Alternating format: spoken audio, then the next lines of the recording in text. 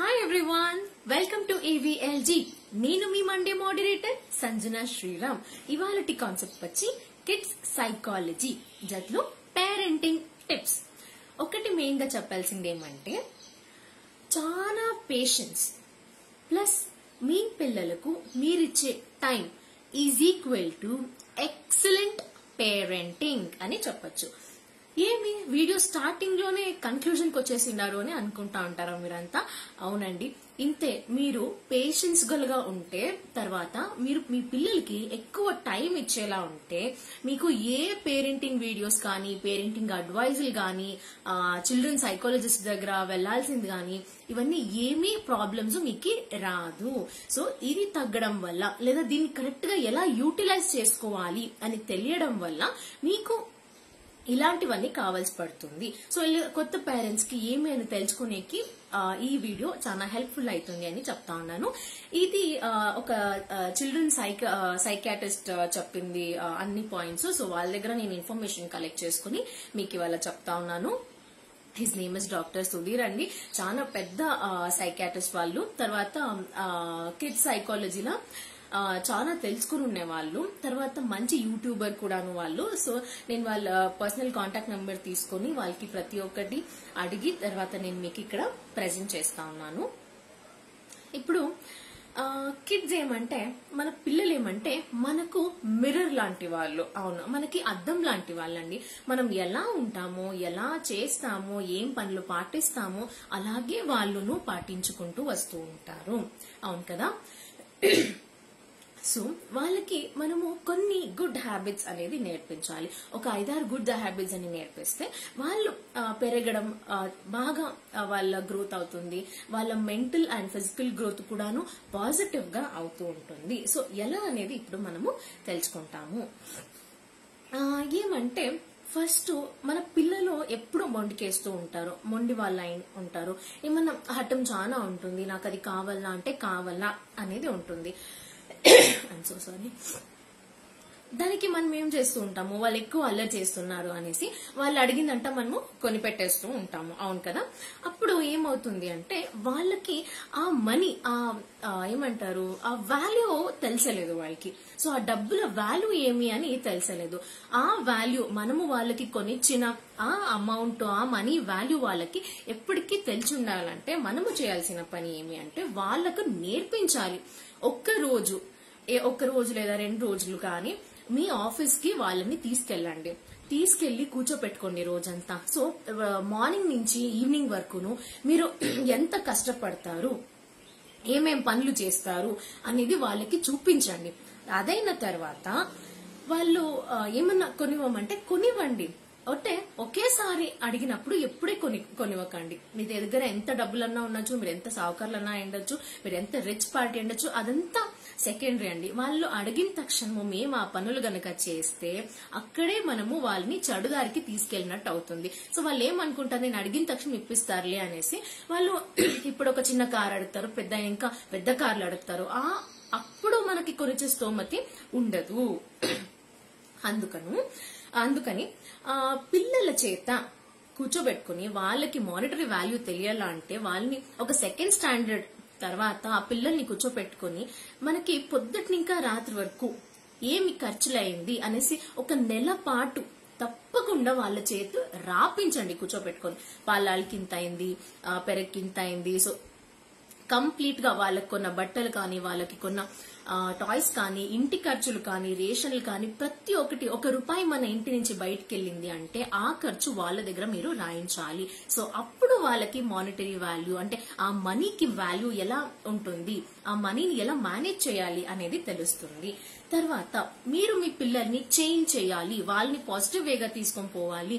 వాళ్ళ మైండ్ లో ఏమో ఒక నెగటివిటీ ఉంది, దాన్ని మీరు చేంజ్ చేయాలి అంటే బెస్ట్ 45 మినిట్స్ మీకు టైం చెప్తాను. ఆ టైం ఏమిటి అంటే పొద్దున్న లేచిన వెంటనే వాళ్ళకి గట్టిగా ఒక హగ్ ఇవ్వండి.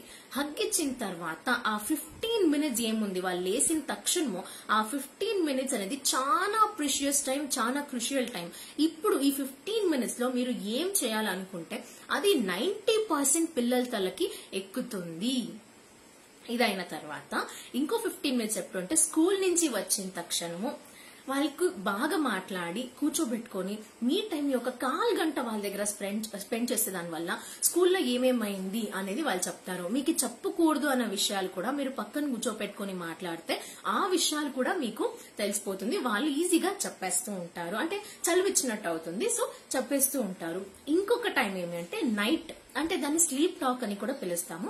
అంటే సబ్ కాన్షియస్ మైండ్ లా ఉంటారు, అంటే ఆ పక్క ఉండలేదు ఈ పక్క ఉండలేదు, అంటే లేచి ఉండలేదు ఫుల్ పండుకొని ఉండలేదు. ఆ టైం చూసుకోవాలా. ఇంకేమి పండేస్తూ ఉంటారు కదా ఆ టైంలో, అంటే నాన్న అంటే వాళ్ళు అంటా ఉంటారు. సో ఏమమ్మా అని అనలేదు, ఏమో నిద్రపోతూ ఉంటారు, ఏమో ఒకటి మనకి రియాక్ట్ చేయాలని అంటారు కదా. ఆ టైం చూసుకుని ఆ టైంలో మీరు ఏమే చెప్తే గానీ, ఏమే మీరు చేంజ్ చేయాలని కానీ, వాళ్ళ బిహేవియర్ చేంజెస్ కానీ, వాళ్ళ ఒక మాట వినేది అని కానీ, అప్పుడు మీరు ఈ టైంలో బాగా చెప్తే వాళ్ళకు బాగా తలకెక్కుతుంది. ఇంకొకటి ఏమి అంటే నైట్ పండుకునే ముందు మీరు ఒక 1/2 అవర్ టైం స్పెండ్ చేసి ఒక 15 మినిట్స్ దీనికని తీసి ఇంకో 15 మినిట్స్ లో ఒక చిన్న కథ చెప్పండి. యావదన్నా కథలు కావచ్చు, యావదన్నా బాగుండే స్టోరీస్ కావచ్చు, మోటివేషనల్ స్టోరీస్ కావచ్చు, రామాయణం మహాభారతం కావచ్చు, ఏదన్నా కానీ స్టోరీ చెప్పండి. స్టోరీ చెప్పిన తర్వాత మీరు నీతిని చెప్పకండి, మారల్ ని మీరు చెప్పదండి. వాళ్ళని అడగండి ఏమైంది, ఎవరిది తప్పు, ఏం చేయాల్సింది, దీనివల్ల నీకు ఏం అర్థమైంది అని వాళ్ళని అడగండి. వాళ్ళని అడిగినప్పుడు వాళ్ళు మీకు ఏదో ఒకటి చెప్తారు కదా, దాని వల్ల వాళ్ళ మైండ్ లో ఏముంది అని మనకు తెలుస్తుంది. సో వాళ్ళ థింకింగ్ కెపాసిటీ ఎంతలో ఉంది, వాళ్ళు యా రేంజ్ థింక్ చేస్తా ఉంటారు, వాళ్ళ మనసులో ఏముంది. ఫర్ ఎగ్జాంపుల్ ఇప్పుడు మనము పుణ్యకోటి కథ చెప్తాము అనుకోండి. కొన్ని పిల్లలు ఏమంటారు, మనం అందరూ తెలిసినట్లు అయ్యో పాప మావు అని అంటాము, దూడ దగ్గరకు వచ్చింది పర్వాలేదులే అని అనుకుంటాం. కానీ చిన్నపిల్లల మైండ్ లో వాళ్ళకి అంత ఎమోషన్స్ తెలిసిందే లేదు కాబట్టి అయ్యో టైగర్ చచ్చిపోయినా, ఇవాళ చచ్చిపోయా, మళ్ళీ దానికి ఆహారం ఎట్లా అని వాళ్ళు యోచించేస్తారు. సో వాళ్ళ వే ఆఫ్ అర్థం ఎలా చేసుకుంటారు అనే దాన్ని బట్టి కూడా పోతుంది. సారీ. ఇంకొకటి ఏమంటే early to bed and early to rise, ఇది ఒక మంచి పద్ధతి అండి. ఇప్పుడు చాలా మంది కంప్లైంట్స్ చేసేది ఏమి, నైట్ అంతా ఫోన్లు చూస్తారు, వీడియోలు చూస్తారు, యూట్యూబ్ వేసుకుంటారు అనేదే కదా. సో ఓకే ఇచ్చేయండి, ఆ ఫోన్ ఇచ్చేయండి, వాళ్ళు రాత్రంతా చూడండి, ఎంతసేపు కాలం 12 గంటల వరకు ఇచ్చేయండి. కానీ వాళ్ళకి చెప్పండి, నువ్వు ఎంతసేపన్నా చూసుకోకనా, పొద్దున్నే మాత్రం 5ంటికి లేపేస్తాను, 5 o'clock లేపేస్తాను, నువ్వు ఎప్పుడైనా చూసుకో.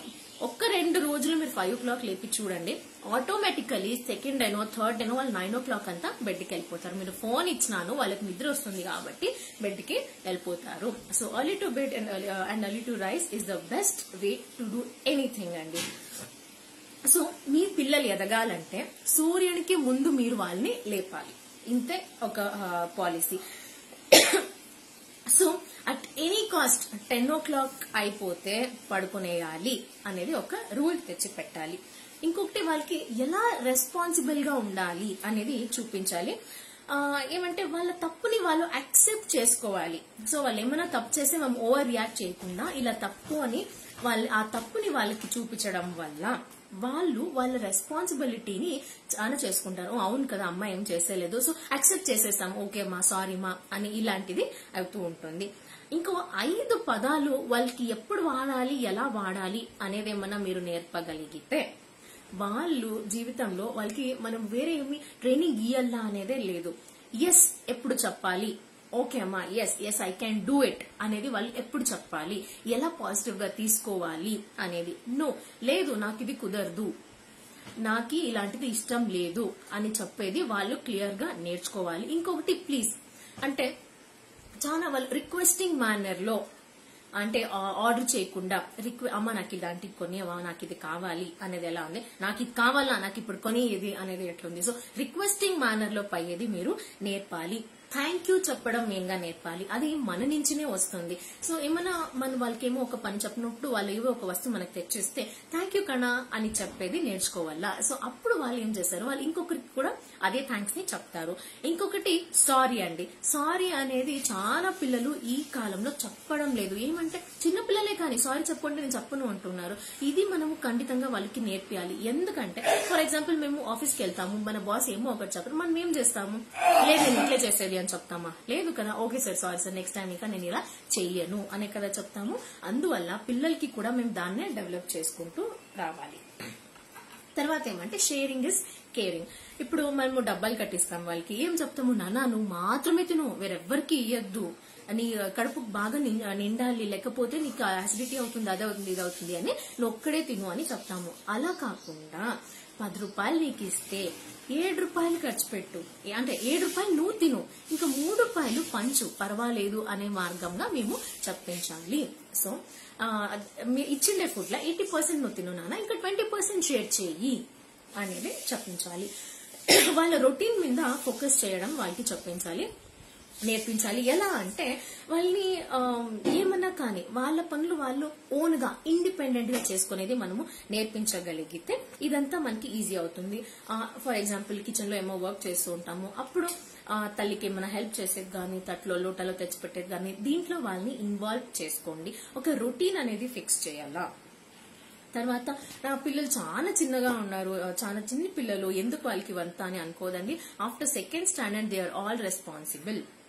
తర్వాత చాలా స్టబాన్ బేబీ నాది, చాలా మొండికేస్తుంది, చాలా లేజీగా ఉంటుంది నా పాప అనే వాళ్ళైతే వాళ్ళకి చాలా డిఫరెంట్ ఆపర్చునిటీస్ మీరు ఇవ్వాల్సి పడుతుంది. అవును, ఈ స్టబాన్నెస్ అనేది తక్కువ చేయాలంటే కొంచెము ఏమంటారు, కొంచెం డిఫికల్ట్ అనేది చెప్పచ్చు. సో వాళ్ళకి వేరే ఆపర్చునిటీస్ ఇచ్చి పాజిటివ్ వేలో ఒకే ప్రాబ్లం కి డిఫరెంట్ సొల్యూషన్స్ మనకి కావాల్సి వస్తుంది. సో ఆ డిఫరెంట్ సొల్యూషన్ ఏమి అనేసి మీరు దాన్ని వెదకాలి. ఇంకొకటి అటెన్షన్ సీకర్స్ ఉంటారు. ఇదొక చాలా మంది పిల్లలకి ఇదొకటి అటెన్షన్ కావాలి, ఎవరిదన్నా కానీ వాళ్ళకి అటెన్షన్ కావాలి. సో అటెన్షన్ కావాలంటే వాళ్ళు చాలా ఏడుస్తూ ఉంటారు. సో చాలా ఏడడం వల్ల వాళ్ళకి చాలా అటెన్షన్ చిక్కుతుంది అని వాళ్ళు అనుకుంటా ఉంటారు. సో నేనేమన్నా బాగా ఏడిస్తే నాకు కావాల్సింది వీళ్ళు కొని పెట్టేస్తారు అనే ఒక దీంట్లో వాళ్ళు ఉంటారు. అప్పుడు ఓవర్గా మొండితనం చేస్తారు, ఓవర్గా మొండికేస్తారు. అప్పుడు మనం ఏం చేయాలి అంటే, చాలా పిల్లలు వాళ్ళ లిమిట్స్ ని క్రాస్ చేసినారు అంటే మనం ఏం చేయాలి, కామ్ గా అయిపోవాలి. ఏం కావాలి, ఫుల్ కావాలి. ఎంతన్నా మొండికేసుకొని ఒక 15 to 20 minutes వాళ్ళని కంప్లీట్ గా వదిలేయాలి. ఎంతన్నా గొడవ చేసుకో, ఎంతన్నా ఏడ్చుకొని ఒక 20 minutes వదిలేస్తే వాళ్ళే మామూలు రొటీన్ కి వచ్చేస్తారు. సో వాళ్ళు మొండికేసినప్పుడు మేము ఏమన్నా రియాక్ట్ చేస్తే వాళ్ళు ఏం చేస్తారంటే ఇంకా ఓవర్ గా మొండికేయడం స్టార్ట్ చేస్తారు, ఇంకా వర్స్ట్ అయిపోతుంది. సో ఇలాంటి టైంలో వాళ్ళు చాలా మొండికేసినప్పుడు తల్లి ఏమో ఒక టఫ్ గా ఉంది వాళ్ళ మీద అన్నప్పుడు, అప్పుడు దయచేసి గ్రాండ్ పేరెంట్స్ పిల్లలకి అమ్మమ్మ గాని, నానమ్మ వాళ్ళు గాని, తాతలు కానీ ఎవ్వరూను దయచేసి ఇంటర్ఫియర్ కాకండి. సో తల్లి ఏదో ఒకటి మంచి పాఠం నేర్పియాలి అని అంటే, మాకు తెలుసు మీకు ఎంత ప్రేమ ఉంది, అవ్వ తాతలు గ్రాండ్ పేరెంట్స్ ప్రేమ ఎలాంటిది అని మాకు తెలుసు. సో వాళ్ళ ప్రేమ ఎవరు ఇచ్చేకి కాదు. బట్ ఈవెన్ దెన్ ఇలాంటి టఫ్ సిచ్యువేషన్స్ లో ఏమైతుంది అంటే, రారా నేను పిలుచుకోపోతాను అనేసి ఒక చాక్లెట్ కొని పెట్టడము, ఏదో ఒకటి ఇచ్చేసి వాళ్ళకి సమాధానం చేసేయడము, ఇలాంటివి అవుతుంది. ఇలాంటి చేసేదాన్ని నుంచి తల్లి పైన వాళ్ళకి నెగిటివిటీ కొంచెం ఎక్కువగా అవుతూ ఉంటుంది. సో గ్రాండ్ పేరెంట్స్ కొంచెము దీనికి సపోర్ట్ చేసి తల్లి ఏం చేస్తా ఉంది అని చూసి ప్రవర్తించడం మంచిది. ఇంకొకటి వాళ్ళ పేరెంట్స్ ఇది నెగ్లెక్ట్ అయిపోతుంది, వాళ్ళ వర్డ్స్ ఏమున్నానో అది నెగ్లెక్ట్ అయిపోతుందండి. సో ఇలాంటివన్నీ కాకూడదు అంటే గ్రాండ్ పేరెంట్స్ కొంచెం అర్థం చేసుకుని ముందుకెళ్ళాలి. తర్వాత మీ పిల్లలకి ఏమే ఒకటి చెప్పించినా నేర్పించినా వాళ్ళు నేర్చుకోరు. మనం చూపిస్తేనే, మనం చేస్తేనే వాళ్ళు చేస్తారు. ఇదొకటి చాలా ఇంపార్టెంట్ గా గుర్తు పెట్టుకోవాల్సిన ఒక పాయింట్ ఏమంటే, వాళ్ళు ఎప్పుడే కానీ నేర్పించేది నేర్చుకోరు, మీరు చేస్తేనే మిమ్మల్ని చూసే వాళ్ళు చేస్తారు. ఓకేనా. ఇంకొకటి ఫర్ ఎగ్జాంపుల్ ప్లేట్ ఉంటుందా, ఏమో మీరు తినే ప్లేట్ మీరు పెట్టేశారు సింక్ లోకి, కానీ మీ పిల్లడు ఇంకా పెట్టలేదు. అప్పుడు సాధారణంగా ఏం చేస్తాం మేము, తింటావు కదా పెట్టుకో, ప్లేట్ పెట్టే కయ్యలేదా నీకు అంటాము. అలా కాకుండా చూడనా నేను తిన్నాను, నేను తినేసి